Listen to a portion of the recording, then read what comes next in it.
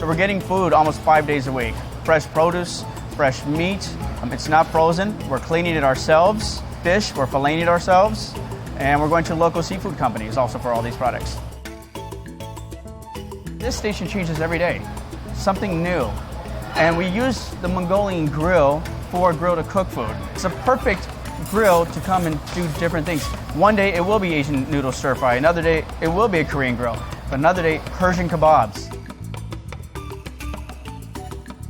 A lot of times you're building your salad, you don't know how many calories you have, but you'll be able to start off with some of the basic mixed greens.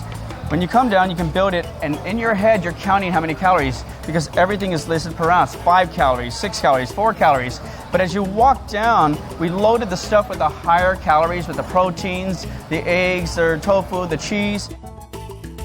But we're also getting ready to build for the future technology, more web food ordering, items like that. Right now we have an iPad ordering system as you walk in, and I think in the future what we're going to end up doing is trying to stick one of these iPads in every building. You have 19 different buildings here, and you want to make sure that instead of coming to the cafe and placing your order, before you even walk out the door, you can have your order so when you come into the cafe, you don't have to wait in line.